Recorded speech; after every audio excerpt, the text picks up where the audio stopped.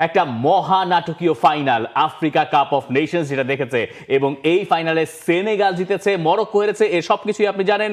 কিন্তু ঘটনা হচ্ছে, যেভাবে সেনেগাল ম্যাচটা জিতেছে, এরপরে ফিফা প্রেসিডেন্ট জিয়ান্নি ইনফান্তিনো তিনি একটা কড়া হুঁশিয়ারি বার্তা দিয়েছেন। তিনি বলেছেন যে এই ধরনের ঘটনা ফিফা আর বরদাস্ত করবে না, এবং এই জন্য যা যা করা লাগে সেই কারণে তিনি নির্দেশনা দিচ্ছেন সিএএফ অর্থাৎ আফ্রিকার যে ফুটবলিং বডি যারা এগুলো দেখাশোনা করে, এই যে সেনেগাল কোচ তিনি নিষিদ্ধ হয়ে যেতে পারেন, শঙ্কা আছে সেটা 2026 বিশ্বকাপেও ফ্রান্সের সঙ্গে একই গ্রুপে সেনেগাল পড়েছে, নরওয়েও আছে সেই গ্রুপে। সেনেগাল ম্যাচটা জিতলো ঠিকই, কিন্তু এই ফাইনালটা হয়ে থাকলো অনেক কারণে কুখ্যাত। এর ভেতরে আলোচনা করার অনেকগুলো পরত আছে। দেখেন, কুখ্যাত বিখ্যাত যাই বলেন, ফিফা প্রেসিডেন্ট জিয়ানি ইনফান্তিনো তিনি মাঠে বসেই দেখেছেন কি কি ঘটনা ঘটেছে এই ম্যাচে। মাঠ ত্যাগ করা কোনোভাবেই মানা যায় না, এর সাথে কোনো রকম সংঘাত এই খেলায় সহ্য করা হবে না। যে নোংরামির সাক্ষী আমরা হলাম তার নিন্দা আমাদের জানাতেই হবে, এর পুনরাবৃত্তি যেন না ঘটে। আশা করব সংশ্লিষ্ট কর্তৃপক্ষ সিএএফ এই ব্যাপারে যা করণীয় তা করবে। একটা নিষেধাজ্ঞায় তিনি পড়ছেন, এটা মোটামুটি আপনার বলেই দেওয়া যায়। মেইন যেই অভিযোগ সেটা কি, সেটা হচ্ছে গিয়ে তিনি তার দলের ফুটবলারদেরকে নিয়ে মাঠ ছেড়েছেন। ফুটবলে আপনি ওই বর্ণবাদী কোনো আচরণ যদি আপনার দলের এগেনস্টে না হয়, আপনার ফুটবলারের এগেনস্টে না হয়, তাও সেটা রেফারির সাথে কথা বলে আপনার যেতে হয়। আপনি কখনোই মাঠ ছাড়তে পারেন না। যদি আপনি সবাই মিলে মাঠ ছেড়ে যান, ম্যাচ কিন্তু রেফারির ওইখানেও ক্ষমতা আছে ম্যাচ ওখানে ডিসমিস করে দেয়া। এবং রেফারি কিন্তু চাইলে ওই ফাইনালটা ওখানে শেষ করে দিতেই পারতেন, যে ফাইনাল শেষ, মরক্কো এই ম্যাচে জিতে যাচ্ছে, কারণ ম্যাচটা ফরফিট করে দিয়ে গেছে সেনেগাল। যে ঘটনার অবতারণা হয়েছিল, তবে সেনেগালের দিক থেকে আমরা ব্যাপারটা বুঝি যে সেনেগাল কেন নিজেদেরকে এই রকমের নিগৃহীত মনে করেছে, কি কি ঘটনা পুরো ম্যাচ জুড়ে ঘটেছে। মরক্কোর সেই টাওয়েল কাণ্ড থেকে শুরু করে এর আগে একটা সম্ভাব্য গোল যেটা সেনেগালের বাতিল হয়েছিল, এই নিয়ে অনেক রকম আলোচনা। কিন্তু ফিফা বোধহয় এমন একটা সময় এটা নিয়ে কথা বলছে যখন এই কথা বলাটা প্রয়োজন। ফিফা প্রেসিডেন্ট জিয়ান্নি ইনফান্তিনো ওই ম্যাচে উপস্থিত ছিলেন, তিনি তো বসে দেখেছেন, তিনি পরে পুরস্কার বিতরণেও ছিলেন, পুরস্কার দিয়েছেন জয়ী দল সেনেগালকে। কিন্তু তিনি এইখানে বোধহয় এই ঘটনার পরে এই ব্যাপারটা খুব ভালো মতো উপলব্ধি করতে পেরেছেন যে সামনের দিনেও তো ফিফা ওয়ার্ল্ড কাপ আছে, বা বিভিন্ন বৈশ্বিক টুর্নামেন্ট ফিফাকে সবসময় ম্যানেজ করতে হয়। ধরেন কোনো একটা দল পেনাল্টি পেয়েছে বা কিছু একটা হয়েছে, রেফারি তো মানুষ, বা রেফারি ধরেন ইচ্ছা করেই ভুল করেছে, কিন্তু একটা দল যদি এইভাবে মাঠ ছেড়ে চলে যায়, তার একটা প্রভাব তো ফুটবলে পড়ে যায়, এবং সেটা ম্যাচেও পড়ে। আপনি দেখেন যে এই যে লম্বা একটা সময় খেলাটা যে বন্ধ থাকলো, প্রায় 18 মিনিট 17 মিনিট সময়, ব্রাহিম দিয়াজ ওইখানে তারপরে গিয়েই না স্পট কিকটা নিলেন। আপনি তো গ্যারান্টি দিয়ে বলতে পারেন যে ব্রাহিম দিয়াজের মাথায় ওই 18 মিনিটে যা যা কাজ করেছে, যত রকম সমীকরণ তার মাথায় খেলেছে, তার পরিণাম হচ্ছে তার ওই উদ্ভট কাণ্ড, অর্থাৎ পানেনকা। এবং যে ঘটনার পরে আসলে ম্যাচটা পুরোপুরি ঘুরে গেল, ওই ম্যাচে ওইভাবে করে পেনাল্টি মিস করার পরে আপনি আর ফেরত আসবেন কি করে, তাই না? দেখেন, এক হচ্ছে গিয়ে এই ম্যাচের এই দুই দলের কথার লড়াই শুরু হয়েছিল ফাইনালের আগে থেকে। বিভিন্ন ধরনের অভিযোগ ছিল মাঠে, আমরা স্টেডিয়ামে দেখেছি, গ্যালারিতেও কিন্তু গিয়ে একটা নার্ভি সিচুয়েশন ম্যাচের শুরু থেকেই ক্রিয়েট হয়ে গিয়েছিল। এরপর যখন ওই ধরনের ঘটনা ঘটে, আপনি এমনিতেই দেশের মাটিতে খেলা, আপনি শিরোপা জয়ের স্বপ্ন আপনার রয়েছে, আপনি অন্য এক দেশ থেকে এসে এই দেশের নাগরিকত্ব নিয়েছেন, সবকিছু মিলিয়ে আসলে ব্রাহিম দিয়াজের ওই মাঝখানের সময়টা অনেকের ক্ষেত্রে বলে না ওই যে কুল ডাউন টাইম, সেটা তার ক্ষেত্রে আপনার হিতে বিপরীত হয়েছে। হামজা চৌধুরী পানানকা দিয়ে গোল করতে পারেন, কিন্তু আফকনের ফাইনালে এসে ব্রাহিম দিয়াজ এই মিসটাই আসলে করে ফেলেন। এবং ব্রাহিম দিয়াজ কিন্তু আপনার একটা সময় এই কথাও তিনি বলেছেন যে ওই মোমেন্টটায় কি হয়েছিল, ওই শটটা নেয়ার আগে কি হয়েছিল, অনেকটা ধরনের উনি হারিয়ে ফেলেছেন, উনি মনে করতে পারছেন না। কাইন্ড অফ ধরেন গিয়ে যে তাকে কি কেউ জাদু করলো, তাকে কি কেউ বশ করলো, এই ধরনের এইটাকে আপনি অন্যভাবেও কোট করতে পারেন যে তিনি হারিয়ে গিয়েছিলেন, তার কোনো কিছু আসলে মনে নাই। Are you talking about black magic? I mean, when it comes to African football, exactly, you cannot deny that, তাই না? যে মাঝখানে লম্বা ব্রেকটা দেখেন, একটা লম্বা সময় ওর ভেতরেই তো যা ঘটার তা ঘটেছে। আপনি যখন একটা ফাইনাল ম্যাচ খেলছেন, আপনার দেশ 50 বছর ধরে হয়ে অপেক্ষা করছে। আপনি স্পেন জাতীয় দলে খেলতে পারতেন, বাদ দিয়ে আপনি মরক্কোতে খেলেছেন, আপনি শেষ মুহূর্তে পেনাল্টিটাও জিতেছেন এবং রেফারি যখন পেনাল্টি দেন নাই, ভিএআর যে ওটা চেক করতে হবে এইটা নিয়ে আপনি যে পরিমাণ সরব ছিলেন মাঠে, আপনি টুর্নামেন্টের টপ স্কোরার, আপনি টুর্নামেন্টের বেস্ট প্লেয়ার হয়েছেন। এরপরে ওই 18 মিনিটের গ্যাপ নিশ্চয়ই ব্রাহিম দিয়াজকে ছুঁয়ে গেছে এবং অনেকে হয়তো বলছেন যে এই পেনাল্টিটা তিনি ইচ্ছে করে মিস করেছেন। ঘটনাটা মোটেই সেরকম নয়, ইচ্ছে করে মিস করার কোনো রকম কোনো সুযোগ সেখানে নাই। মানে কেন, ওয়াই এক্স্যাক্টলি কেন? কিন্তু ব্রাহিম দিয়াজ আসলে যে পরিস্থিতিতে পড়লেন, এখান থেকে আপনি উত্তরণ করবেন কি করে? ব্রাহিম দিয়াজ বলছেন গতকাল ব্যর্থ হয়েছে, এর দায় আমার, হৃদয় থেকে আপনাদের কাছে দুঃখ প্রকাশ করছি, আমার অন্তর টুকরো হয়ে গেছে, এই শিরোপা আমার স্বপ্ন ছিল, যারা আমাকে সমর্থন দিচ্ছেন সবাইকে ধন্যবাদ, সবগুলো মেসেজের জন্য ধন্যবাদ, এই কষ্ট সহসা যাবে না, এই ক্ষত সারবে না। How do you recover from this? মানে এইটা না আসলে আপনার ভেরি ভেরি টাফ, যখন আপনি একটা দেশের ফুটবলের সবচেয়ে বড় তারকাই আপনি, এবং আপনি একটা জিনিস খেয়াল করেন ফাইনালের আগে না হোক যে অনেক বড় তারকা, তো হ্যাঁ অনেকগুলো তারকার মধ্যে আপনার হচ্ছে লাইমলাইটে কিন্তু আশরাফ হাকিমির থেকে হচ্ছে গিয়ে ব্রাহিম দিয়াজ বেশি চলে আসেন, তার হচ্ছে ফরওয়ার্ড গোল তিনি করছেন, এইবারের আফকনেই তার গোল সংখ্যাটা দেখেন। তো ওয়ালিদ রেগেরিগুই একটা কথা বলেছিলেন যে 3.5 বছর আগে যখন ব্রাহিম দিয়াজ ডিসিশন নিয়েছিলেন তিনি মরক্কোর হয়ে খেলবেন, তখন হচ্ছে তাকে নিয়ে প্রচুর কথা আসলে শুনতে হয়েছে, উড়ে এসে জুড়ে বসা এই টাইপ কথা আসলে ব্রাহিম দিয়াজের নামের সাথে ছিল। এই 3.5 বছরের মধ্যে সেই এখন মরক্কোর সবচেয়ে বড় তারকা, তিনি এই দলের সবচেয়ে বড় পার্টও হয়ে গেছেন। সুতরাং ওই জায়গাটা আপনার ব্রাহিম দিয়াজের বয়স বেশি না, তার মাথার মধ্যে ধরেন ওই জিনিসটা না, ওই জুজু হয়ে বেশ কিছুদিন তারা করবে। ইনফ্যাক্ট আপনার নেক্সট ধরেন ওয়ার্ল্ড কাপেও যদি হচ্ছে পেনাল্টি তিনি নিতে যান বা এরকম সিচুয়েশন আসে, এটার থেকে তিনি ভুলতে পারবেন না, কারণ তার একটা শট একটা দেশের পুরো স্বপ্নের কিন্তু হচ্ছে গিয়ে সলিল সমাধি, যেটাকে আমরা বলি খাঁটি বাংলা ভাষায়, সেটা হয়ে গেছে। ব্রাহিম দিয়াজ যে পানেন কাটা নিলেন, এটা আমার কাছে মনে হয় তাকে সারা জীবন তাড়া করবে। মানে রবার্তো বাজিওটা বিশ্বকাপ ফাইনাল ছিল, টাই ব্রেকার ছিল, দ্যাটস অ্যানাদার কেস, কিন্তু এইটা আফ্রিকা কাপ অফ নেশনসের ফাইনাল, এবং ওই ফাইনালে আপনি এত বড় আক্ষেপ ঘোচাতে পারতেন, তিনি এটা ভুলবেন কি করে? বিশ্বকাপে একটা ভালো পারফরমেন্স হলে পরে হয়তো তিনি সেটা ভুলে যাওয়ার একটা উপলক্ষ পাবেন, কিন্তু বিশ্বকাপ কি মরক্কো জিততে পারবে? হয়তো না, কিন্তু ধরেন বিশ্বকাপে ভালো করলে হয়তো কিছুটা, মানে ফুটবলের একটা ভালো দিক হচ্ছে যে আজকে আপনি প্রচন্ড খারাপ, আপনাকে জীবন্ত সুযোগ দেয়, ফুটবলও সুযোগ দেয়। আপনি পরদিন একটা ম্যাচে, জীবন অনেক সময় সুযোগ দেয় না অবশ্য, তবে ফুটবল আপনাকে সুযোগ দেয় যে আপনি আজকে ম্যাচে পারলেন না, আপনি পরদিন যখন ম্যাচ খেলতে যাচ্ছেন তখন হয়তো আপনি এটা মোড়টা ঘুরিয়ে দিতে পারেন এবং অতীতটা হয়তো ভুলিয়ে দিতে চাইলেও পারেন। এই পারেনকা শটের কোনো ব্যাখ্যা হয় না, কোনো কালেও এটার ব্যাখ্যা কেউ দাঁড় করাতে পারবে না। এক উদ্ভট মোমেন্ট হয়ে ফুটবলে এটা থাকবে, এবং বিশ্ব ফুটবলেও এখন আলোচনা পানেনকা ওই স্পট কিকটা নিয়ে। মানে চ্যাম্পিয়ন্স লিগ তো শুরু হচ্ছে, চ্যাম্পিয়ন্স লিগের আগে লুই এনরিকেকে জিজ্ঞাসা করা হয়েছিল এই ব্রাহিম দিয়াজকে নিয়ে, তখন তিনি মনে করেছেন জিনেদিন জিদানের কথা। জিদানের কথা আমার মনে হচ্ছে ফুটবল গড, ও তো বিশ্বকাপ ফাইনালে এই কাজ করেছিল, সেরহিও রামোসও একবার বড় ম্যাচে এমন করেছিল, গোল করলে তখন আর কেউ কিছু বলে না, হাততালি দেয় সবাই, কিন্তু মিস করে গেলে ভয়ঙ্কর সমালোচনা সইতে হয়। আমি ওকে চিনি, স্পেন জাতীয় দলের জন্য ওকে আমি ম্যাচে দলেও একবার ডেকেছিলাম, ওর সাথে যা হচ্ছে তা ঠিক না। ব্রাহিম তো ক্রিমিনাল না, ও কি কাউকে খুন করেছে?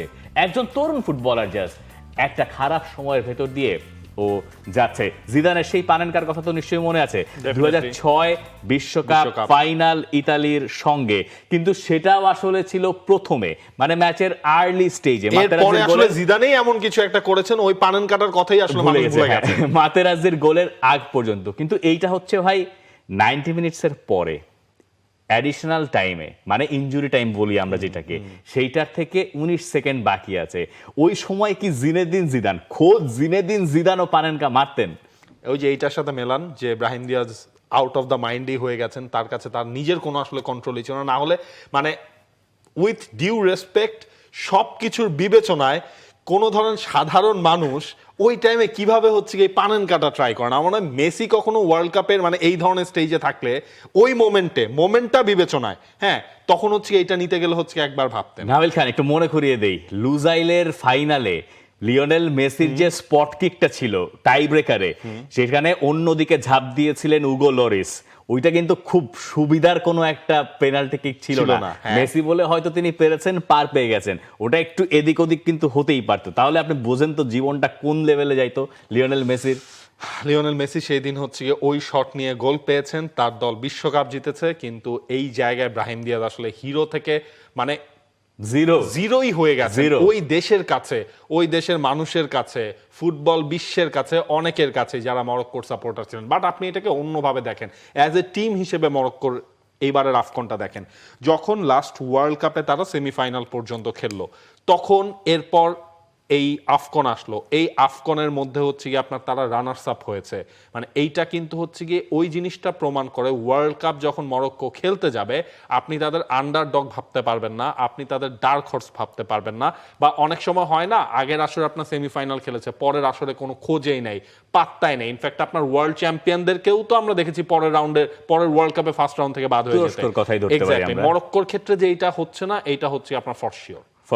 কিন্তু মরক্কো তো হাইয়েস্ট র্যাঙ্কড টিম ছিল এইবারের টুর্নামেন্টে, এবং তাদের ঘরের মাঠে ম্যাচ, তারা ঘরের মাঠে বছর পর হারলো, 23 পর হচ্ছে কি আপনার এই যে 26 এ এসে তারা প্রথম হারলো মরক্কো। কতগুলো অ্যাডভান্টেজ তারা নিয়েছে বা নেওয়ার চেষ্টা করছে, তাই নিয়ে অনেক কথা হয়েছে। কিন্তু এখন যেভাবে এই টুর্নামেন্টে তাদের শেষ হলো, তাতে আমার কাছে মনে হয় নাই যে সেনেগাল আসলে ডিজার্ভ করে না। আমরা আগের দিন প্রিভিউতে বলছিলাম যে কোনো দল যদি পারে, বা আমার দৃষ্টিতে এই টুর্নামেন্টের বেস্ট টিম সেনেগাল, ফাইনালের পরেও আমার কাছে মনে হচ্ছে এই টুর্নামেন্টের বেস্ট টিম সেনেগাল। সেনেগাল আগেও একবার আফকন জিতেছিল, এবার তারা আবার জিতেছে। কিন্তু আমরা একটু মরক্কোতে থাকি, মানে মরক্কো এবং ব্রাহিম দিয়াজ তো এখান থেকে যাবেন আসলে রিয়াল মাদ্রিদে। এখন রিয়াল মাদ্রিদের টিমমেটরা তাকে নিয়ে কি ভাবছেন? কিলিয়ান এমবাপে চ্যাম্পিয়ন্স লিগ ম্যাচের আগে এসেছিলেন প্রেস কনফারেন্সে, তাকে ওই প্রশ্নটাই তাড়া করেছে। তিনি বলছেন, ব্রাহিমের সঙ্গে আমার কথা বলার সুযোগ হয়নি, আশরাফকে কল করেছিলাম, মানে আশরাফ হাকিমি, ওর সঙ্গে কথা বলে পরিস্থিতি কিছুটা বুঝেছি। এই মুহূর্তে আমাদের ফোকাস থাকবে ব্রাহিমকে সাহায্য করা, ও যাতে এই পরিস্থিতি সামলে উঠতে পারে সেজন্য ওকে সমর্থন যোগানো, ওর পাশে দাঁড়ানো। রিয়াল মাদ্রিদের হয়ে যখন ব্রাহিম দিয়াজ আবার মাঠে নামবেন, যেই দিন নামবেন সেই দিনও কমেন্টেটর বলেন, মাঠে যারা থাকবেন তাদের কথা বলেন, বা ম্যাচের আগেই বলেন, এই আলোচনা উঠবে 100তে 100 গ্যারান্টি। এইটা না ওঠার আসলে কোনো সুযোগ নাই। এবং এই জিনিসটা আপনি বলছেন না যে সারা জীবনেই তাকে তাড়া করে যাবে, এবং মানুষ তো আপনার সবশেষ জিনিসটা হচ্ছে রিসেন্টলি যে জিনিসটা ঘটে যায় সেটা বেশি মনে রাখে। সুতরাং আপনি আজকে চ্যাম্পিয়ন্স লিগের রিয়াল মাদ্রিদের ম্যাচ আছে, সেখানে ব্রাহিম দিয়াজ খেলবেন না এটাই আমরা ধরে নিচ্ছি, কারণ লম্বা একটা জার্নি করে তিনি এসে আবার এই ম্যাচের আগে সেটা সম্ভাবনা নাই। কিন্তু পরে যখনই আপনার যেই জিনিসটা যাক, ওইটা ব্রাহিম দিয়াজকে তাড়া করবেই, তাড়া করবে। কিন্তু আরেকটা জিনিস আমার কাছে মনে হয় মরক্কোকে তাড়া করবে। তারা 2030 বিশ্বকাপের হোস্ট, কিন্তু হোস্ট নেশন হিসেবে আফ্রিকা কাপ অফ নেশনসে যেসব কাণ্ড মরক্কো দেখালো, এরপরে লোকে কি আসলে মরক্কোতে যেতে চাইবেন? একটা ঘটনাই বলি, মানে এর আগে মাঠের ফ্যাসিলিটিস, ট্রেনিং গ্রাউন্ড নিয়ে নাইজেরিয়া এবং সেনেগালের কমপ্লেন, বা এর আগে ক্যামেরুনের কমপ্লেন, এইসব কমপ্লেন বাদ দিলাম, শুধুমাত্র একটা টাওয়েল নিয়ে, একটা তোয়ালে নিয়ে যে কাণ্ড আমরা ফাইনালে দেখলাম, এটা কোন মাত্রার হাস্যকর ঘটনা, বা এটা তো একটা জাতির জন্য আসলে এম্বারেসিং। একজন গোলকিপারের সঙ্গে টাওয়েল থাকে, এটা তো চিরকাল ধরে আমরা দেখে আসছি, তাই না? যে বল গ্রিপ করার জন্য তাদের একটু পর হাত মুছতে হয়। তার উপর রাবাতে ওই সময় হচ্ছিল অঝরে বৃষ্টি, আপনার হাত তো খুব স্বাভাবিকভাবে ভিজে যাবে। এখন সেই টাওয়েল নিয়ে কেন ব্যাকআপ গোলকিপারকে দাঁড়াতে হবে? কারণ টাওয়েল ওখানে রাখা যাচ্ছে না, আবার রাখলে তো আপনার সেটাও ভিজে যাবে। সেটা না, ধরেন আপনি রাখলেন সাইড নেটের পাশে বা কোন এক জায়গায় রাখলেন, সেটাতে আপনি হাত মুছলেন। সমস্যা হচ্ছে মরক্কোর বল বয়রা ওই টাওয়েল নিয়ে টানাটানি শুরু করেছেন। গ্যালারি থেকে এমনও আমরা ভিডিও ফুটেজ পরে দেখলাম যেখানে সমর্থকরা আশরাফ হাকিমিকে বলছেন, ম্যাচের একটা পর্যায়ে আশরাফ হাকিমি এসছেন এইখানে বক্সের ভেতরে, আশরাফ হাকিমি দেখাচ্ছেন যে এইভাবে মানে যেটা দিয়ে মুছে আর কি, মুখ মুছে, ওইটাকে তুমি সরায় দাও। হাকিমি প্রথমে বুঝতে পারেন না যে দর্শক কি বলে, কিন্তু তিনি দর্শকের কথা মতো ওই গোলকিপারের অর্থাৎ এডওয়ার্ড মেন্দির ওই টাওয়েলটা নিয়ে সরিয়ে ওই পেরিমিটার বোর্ডের পেছনে ফেলে দিলেন। এরপরে কি হলো যে একটার পর একটা টাওয়েল আসছে, বল বয়রা নিয়ে যাচ্ছে, সিকিউরিটিতে যারা ছিলেন তারা টাওয়েল নিয়ে যাচ্ছেন। ইসলাম সাবিরের ওই স্ট্যান্ডিং পজিশনটা দেখেছেন, মানে মনে হচ্ছিল পুরো বাউন্সার, মানে বডিগার্ড। অনেক সময় আপনার এমন হয় না, ম্যাচে হচ্ছে দর্শকরা যেন মাঠে ঢুকতে না পারে, উল্টা দিকে ঘুরে আপনার বাউন্সাররা দাঁড়িয়ে থেকে ইসলাম সাবির কিন্তু পুরো ওইভাবেই আপনার দাঁড়িয়েছিলেন, পকেটের মধ্যে হাত দিয়ে পুরা, মানে কোনোভাবেই তিনি হচ্ছে ওই জায়গাটায়, মানে এক পর্যায়ে আপনার মনে হচ্ছে রাগবি দেখছি কিনা, যে ঠুস ঠাস যেতে দিব না। না, ওই মারামারিটাও তো হয়েছে আর কি, যে হাতাহাতি, যেখানে মানে এখন সেনেগালিজরা তো বটেই, পুরো বিশ্বই বোধহয় অন্যতম পার্শ্বনায়ক হিসেবে সেনেগালের এই সেকেন্ড চয়েস গোলকিপার, তাকে দেখবে ডিউফ, ইয়োভেন ডিউফ, যিনি ফ্রেঞ্চ লিগ আতে খেলেন, 26 বছর বয়সী গোলকিপার, তিনি কি দৃঢ়তার সঙ্গে দাঁড়িয়ে থাকলেন এবং তার জীবনে একটাই লক্ষ্য যে কোনোভাবে এই টাওয়েল যেন আমার হাতছাড়া না হয়, আমার যে মেইন গোলকিপার খেলছে সে যেন সর্বোচ্চটুকু পায়। আর মরক্কোর টার্গেট কি, যে কোনো মূল্যে ওই টাওয়েল দিয়েও হাত মুছে দিবে না, তবুও ম্যাচ জিততে হবে। ওই অ্যাটিটিউডটা আসলে দেখতে কিন্তু কখনোই এটা হয় নাকি? ছিল না। এটা আপনি হয় একটা প্লেয়ারকে মানে ঠেলা দিয়ে আপনি হচ্ছে তাকে মাঠের বাইরে দিয়ে দিচ্ছেন, আপনি হচ্ছে তাকে ওই পেরিমিটার বোর্ডের সামনের জায়গাতেও দাঁড়াতে দিচ্ছেন না। মানে মনে হচ্ছিল কি আপনার চোর ধরা না, মানে চোর হচ্ছে গিয়ে ওই আপনার গোলকিপারটা আর তারা হচ্ছে পুলিশ। এটা তো মানে ফেয়ার প্লের যে একটা ব্যাপার আছে, এটা তো তার ভেতর আসলে থাকেই না। এবং তার আগে ট্রেনিং গ্রাউন্ড নিয়ে যেসব ঘটনা ঘটেছে, এরপরে মরক্কো বোধহয় 2030 বিশ্বকাপের আগে একটা শিক্ষা মোটামুটি তারা পেয়েছে। এবং এই ম্যাচটায় তারা যে হেরেছে, দেখেন 93 মিনিটে যে গোলটা আসলে সেনেগাল করেছিল ওইটা যে বাতিল হইলো, হ্যাঁ ওইটা বাতিল তো হওয়ার কথা না, হয়তো এটা ভিআর পর্যন্ত যেতে পারতো, কিন্তু রেফারি একটা বাঁশি বাজিয়ে দিয়েছেন আগে ভাগে, সেই কারণে ওই ব্যাপারটা আর ভিআরে যায় নাই। কিন্তু আশরাফ হাকিমিও তো ওই অ্যাকশনে তিনিও তো হাত সামনে বাড়িয়ে দিয়েছিলেন, ওটা তো গোল হিসেবে কাউন্ট হতে পারবে। সেনেগাল যে কারণে নিজেদেরকে নিগৃহীত ভেবেছে, তার কারণ হচ্ছে প্রথমে তাদের একটা গোল ডিসঅ্যালাউড হয়েছে, এরপরে তারা দেখেছে তাদের এগেইনস্ট একটা পেনাল্টি হয়েছে, যেটা হয়তো পেনাল্টি হতেই পারতো, যেটা বেশিরভাগ লোকের মতই থাকবে পেনাল্টির পক্ষে, এই কারণে তারা মাঠ ছেড়ে গেছে। রেফারিংও তো একটা বোধহয় ইস্যু হয়েছিল নাকি? দুই কোচের কাছ থেকে আসলে সেই ধরনের অ্যাটিটিউডে আমরা দেখেছি। স্পেশালি হচ্ছে আপনার সেনেগালের কোচ, তিনি তো কোনোভাবে এই সিচুয়েশনগুলো কিন্তু মানতে চান নাই। তারপর হচ্ছে আপনার রেফারিং নিয়ে রেগেরেগুইকেও দেখলাম আমরা, তিনিও রিয়্যাক্ট করছিলেন মাঠের মাঝখানে মাঝে মাঝে যখন তার এগেইনস্টে এই ধরনের ডিসিশনগুলো আসছিল। তবে রেফারিদের প্রতি দুই দল দুই কোচের এই ধরনের শাউট আউট বা হচ্ছে এই ধরনের রিয়াকশন ফুটবল আমরা অহরহই দেখি, কিন্তু সেটা যখন ওই মাত্রাটা ছাড়িয়ে যায় পার্শ্ব নানা ঘটনার কারণে, তখন আর কি সেটা ওই কন্ট্রোলে থাকে না। আমরা দেখলাম মানে এমন ঘটনা ঘটেছে, রেফারি বা আপনার কি করবে, তার কন্ট্রোলে ছিল বলেন না, কন্ট্রোলে ছিল না। তবে এখান থেকে আমরা বোধহয় একটু তৃপ্তি পেতে পারি এইভাবে যে বাংলাদেশের ফুটবলে তো প্রায় সময় এরকম ঘটে না যে রেফারির ডিসিশন পছন্দ হয় নাই, একটা টিম প্রায় হাঁটা দিতে যায়, হ্যাঁ মানে অপছন্দের ধাক্কায় তারা হাঁটা দিয়ে প্রায় চলেই যায়, কখন কোনো বোধহয় কেউ কেউ চলেও গেছে, এরকম রিসেন্ট পাস্টে আমরা দেখেছিও, তারপরে আবার তারা ফিরেও এসছে। তো এইটা যে আফ্রিকা কাপ অফ নেশনসেও ঘটে, এইটা দেখে বরং আমার কাছে একটু মনে হয় ভালো লেগেছে যে না, শুধুমাত্র বাংলাদেশ নয়, আমরা সবাই মিলেই এক, কম বেশি আমাদের মতো লোক আসলে পৃথিবী জুড়েই হয়তো আছে। দর্শক, এই আফ্রিকা কাপ অফ নেশনসের ফাইনালের উদ্ভট ঘটনা নিয়ে আপনার কাছে জানতে চাই এবং আপনার ব্যক্তিগত মত জানতে চাই। পাড়ার খেলায় বা কোনো টুর্নামেন্টে আপনি বা আপনার দল কখনো এরকম হাঁটা দিয়ে চলে গিয়েছিল কিনা, অথবা আপনার প্রতিপক্ষ দল চলে গিয়েছিল কিনা, কমেন্ট সেকশনে আমাদেরকে জানাতে পারেন। For more updates, subscribe to our YouTube channel and click on the bell icon. Follow us on Facebook and Instagram. Download T-Sports app to enjoy exciting games and highlights. Visit tsports.com.